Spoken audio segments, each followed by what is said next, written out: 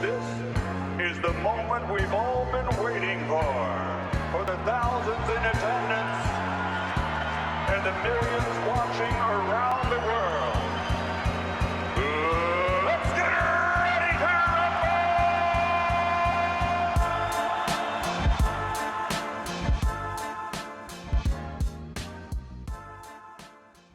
Welcome to the Junkyard Pod. I'm Tony Pesta, joined by Jackson Flickinger, and the Cleveland Cavaliers, you may have heard, have won 15 straight games for the second time this season.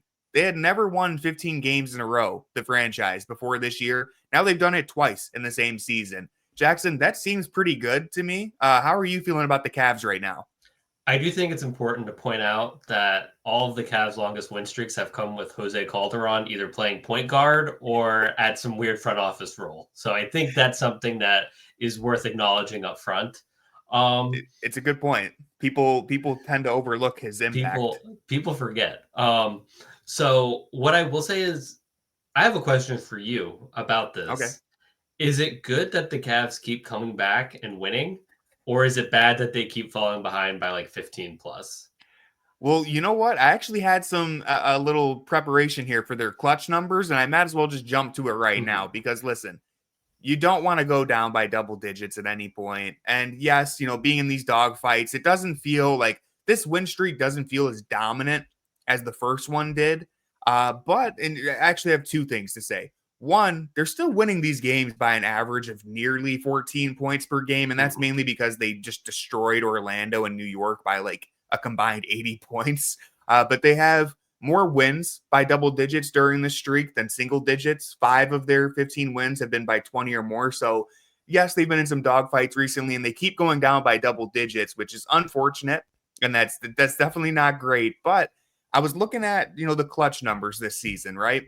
Mm-hmm. So I'm talking just raw plus minus for teams in the clutch per game. I'm using the NBA.com stats because I'm a broke boy who doesn't pay for any of the big boy analytics stuff. So just using the NBA.com numbers, Cleveland is number 1 in the NBA this year at plus 3.3 in the clutch.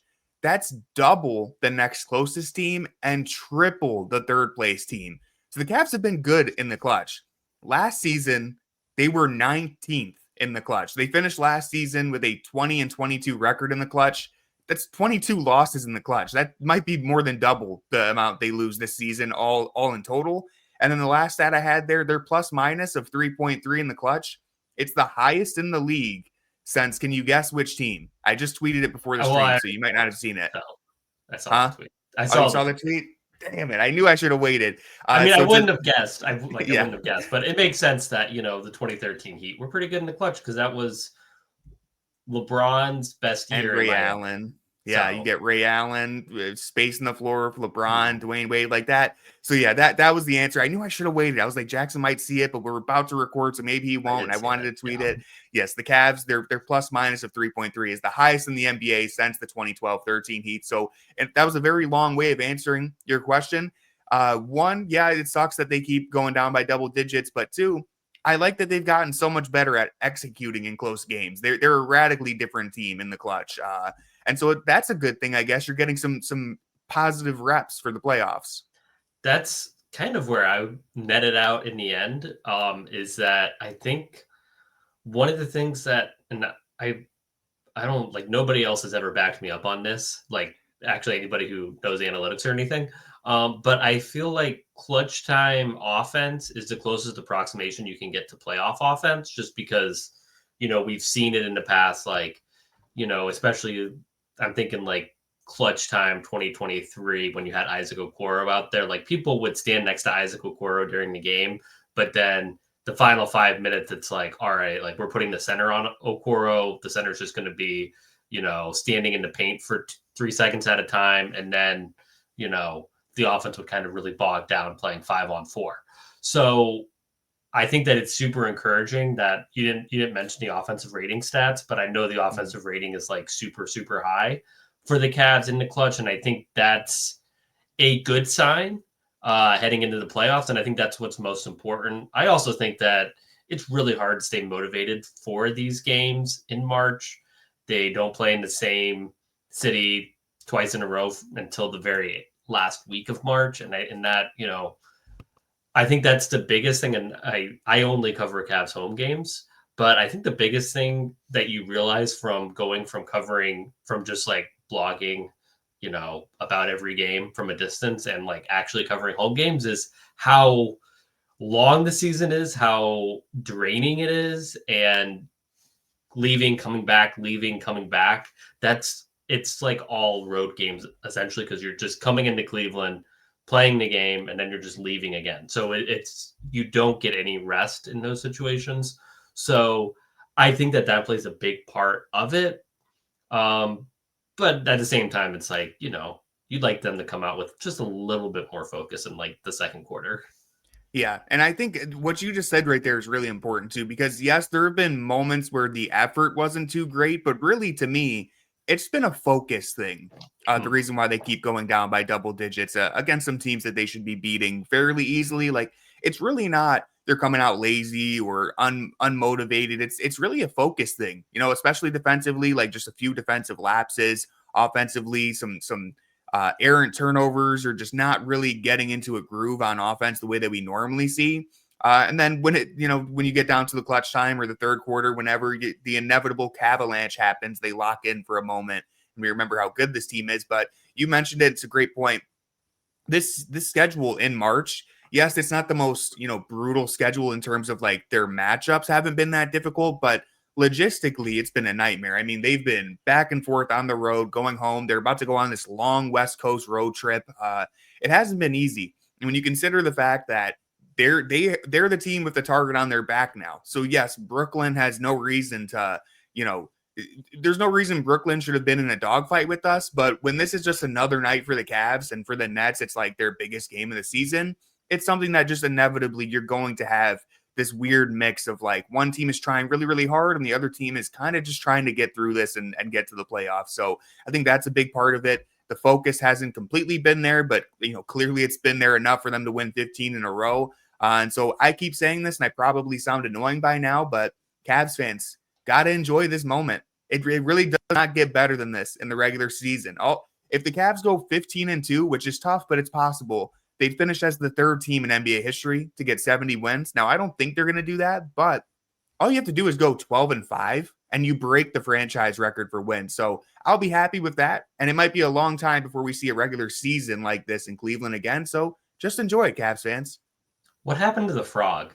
The Frog was really there in the beginning, and then the Frog I feel like this could have been the year of the Frog, but it was really like the month of the Frog. So I don't understand how the Frog dropped the ball so much.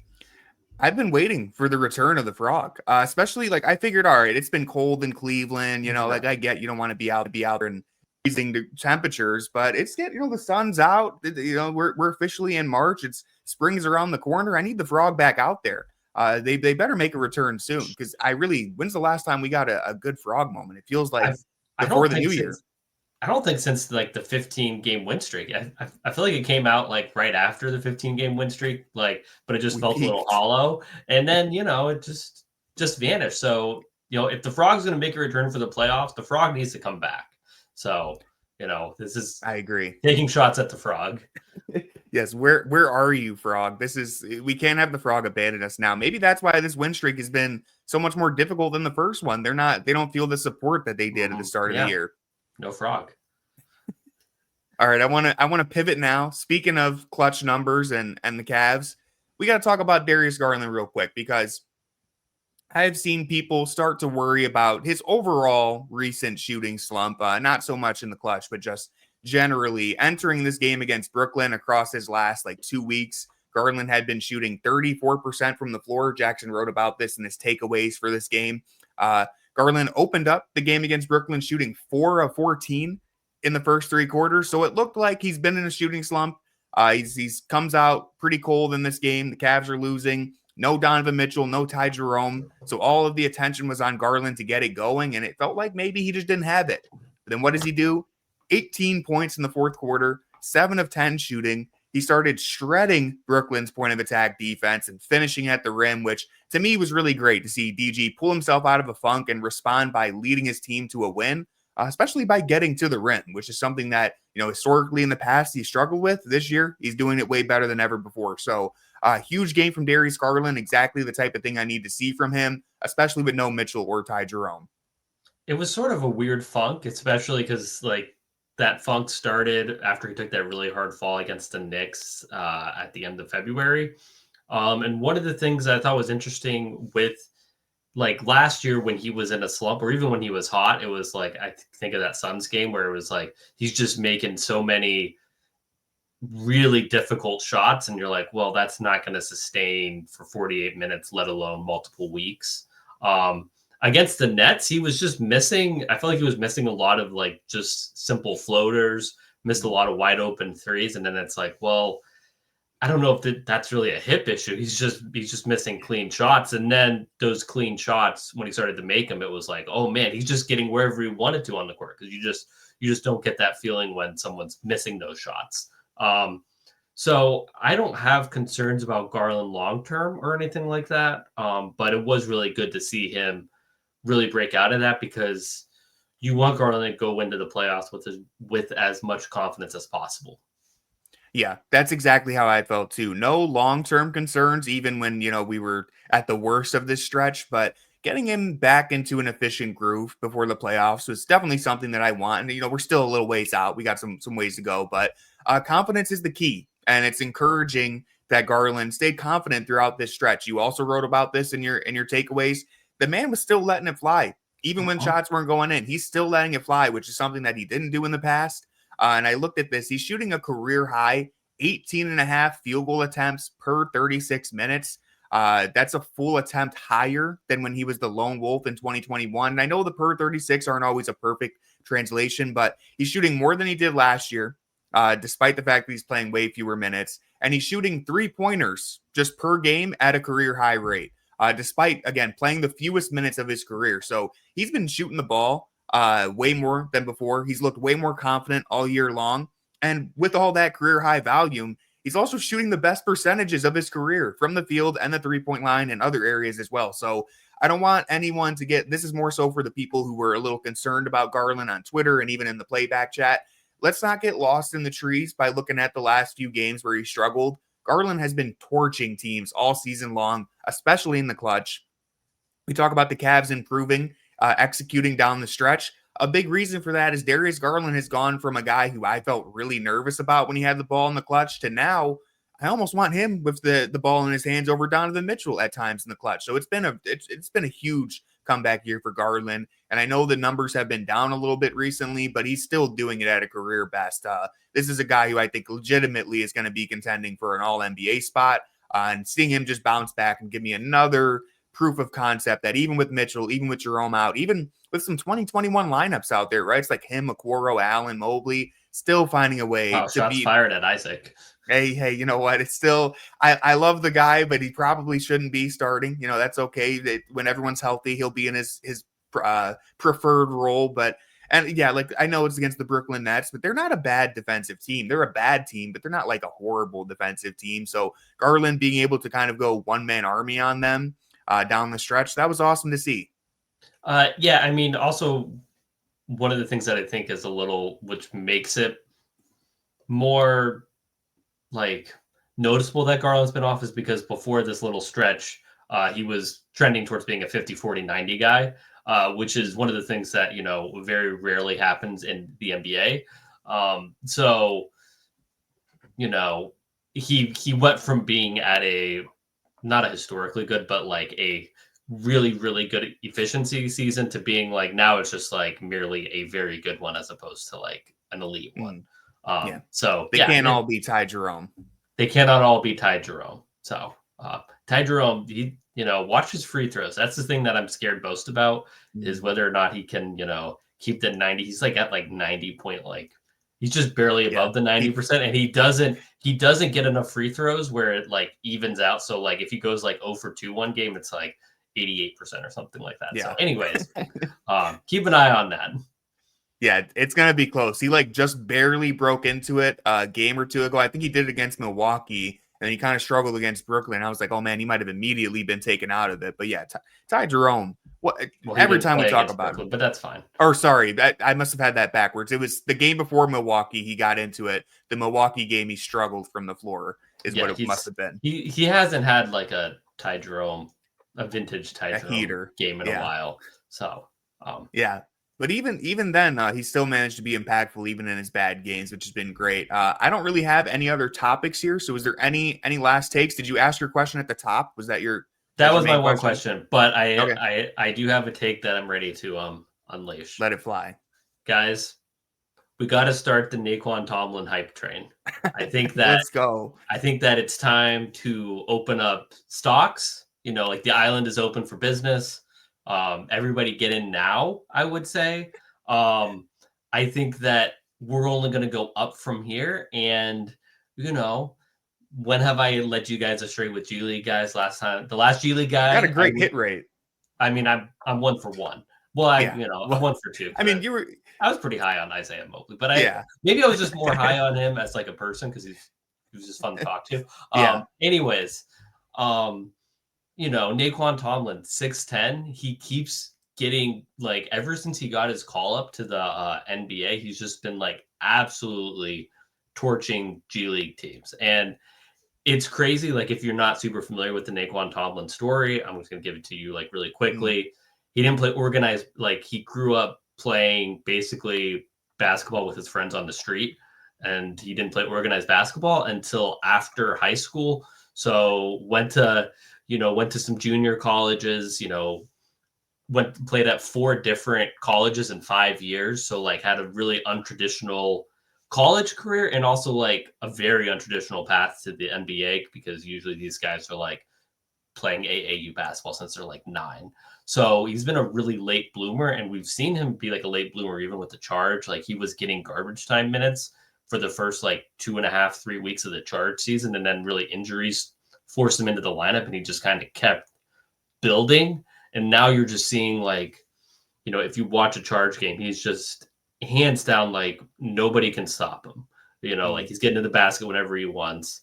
He's playing good defense. He's being a good rebounder, and he's still like not even 100% sure how he should be playing. Like he's still not, his like defensive coverages aren't great. His ability, like his reading of the floor in like the sense of, you have to read the floor at a super high level. If you're going to play 4 or 5, and he's still like learning that, he's putting it all together, but just his natural skills as like a, shooter and off the dribble creator is just really rare for somebody of his size. And if he can continue to piece together, like, his pick and pop game, his pick and roll game, and also like becoming a ball handler in those situations and like inverted pick and rolls, like he can really become like an impactful NBA player, I think. And you do have to do some projecting, where as opposed to like when I saw Sam Merrill in like the G League, it's like, hey, like this translates today to the NBA to like a role, and he's going to be able to be more impactful because he's going to be playing with actual other good NBA, like he's going to be playing with other impactful NBA players as opposed to like G League where like they're super locked in on him because there's nobody else who can make that kind of impact. Whereas Tomlin, he still needs to improve, but I think you just see like the raw skills and how good he is right now that it's like, man, if he, gets a full off season with the Cavs, it's like, man, like next year, I think he's going to be like a roster guy. I think he's somebody who could be, start getting some spot minutes, and then you're really going to start seeing him take off. So, get it on the ground level now. Naquan Tomlin, I think he is the next like development story that the Cavs have had. Like, we saw Dean Wade, Sam Merrill. I think that he's like next in line. Yeah, I fully support this agenda. His game, it's so clear the potential, right? Like the path forward for him. Again, there's some projecting that you have to do, but it's just so easy to see how he fits this team, moving into next season. It's not going to happen this year, but with a full summer around the team, they've needed a backup big for a while. The bar for getting a backup big, like the options out there are pretty bad. So if you have a player like Tomlin who, has had this rapid ascension basically after not playing organized basketball up until his college years. And then, like you said, even with the G League, even with the Charge improving rapidly throughout, if he can just break over that barrier and become a legitimate, even spot minute rotation guy, that helps this Cavs team so much. And you see the raw skill set, the fact that he's so coordinated at his size with the ability to dribble the ball, get to the rim. Some of those other aspects of his game might even get better as he, just has more experience playing organized basketball, right? Like the processing speed and stuff like that. So I fully support this. I think Tomlin's a very exciting prospect. Again, I wouldn't expect him to, play any meaningful minutes this year, but a full summer minutes this year. Yeah, no minutes this year. Maybe if the Cavs decide to throw the last game of the season for whatever reason, like they did last year, you could see him out there with Emoni Bates and 3 other bigs, but that probably won't happen. Hopefully not. Maybe he'll be out there when they go for 70. You never know. The 70th win. But either way, Tomlin sticking around the team. I think he's an intriguing prospect. Like people talk about like the lottery ticket players. This is a lottery ticket for the Cavs. And even if it's not a huge winner, it could be a winner if he even becomes just like a spot rotation guy. And I say this all the time, but I know it's hard to imagine like a G League player becoming a rotational player, but just look at the Cavs. Look at the Cavs. You got Sam Merrill, you got Dean Wade, you got guys who went undrafted like Max Strus, you got Ty Jerome, who was a late draft pick. And I feel like we're probably even forgetting somebody. It's just there's so much talent out there. And it's all about Craig Porter Jr. Yeah, that's the one I was forgetting. How could I forget Craig? But there's so much talent out there. And it's really about, finding the right fit, the right timing. And you couldn't really make a more perfect case for someone like Tomlin to be on this team, to develop with them, and then become, even if he's just playing backup big minutes in certain spurts when Allen or Mobley are injured or in foul trouble next year or moving forward, like that's better than Tristan Thompson. And who knows if they're able to get anyone better in free agency, right? Like Tomlin might be their best option moving forward if he's able to, develop the way that we're projecting, even just a little bit. Yeah, I mean, the thing is his 6'10" is big. Like there's not many guys at 6'10" who can comfortably shoot, who can be around a 40% 3-point shooter who's like really comfortable taking those shots. And one of the things is that he's kind of more comfortable operating as like an on-ball player. And one of the things that has really kind of sucked about this charge season is every like one of the guards that they had that they wanted to envision as a point guard, he has been like he left for somewhere else. Their other guard, he has been injured for a lot of the season. So like you've gotten a lot of like Luke Travers point guard minutes, which one is it's great development, but it's also like not what would be best for like Tomlin's development because he's not able to really play like the traditional role that he would play in like the NBA.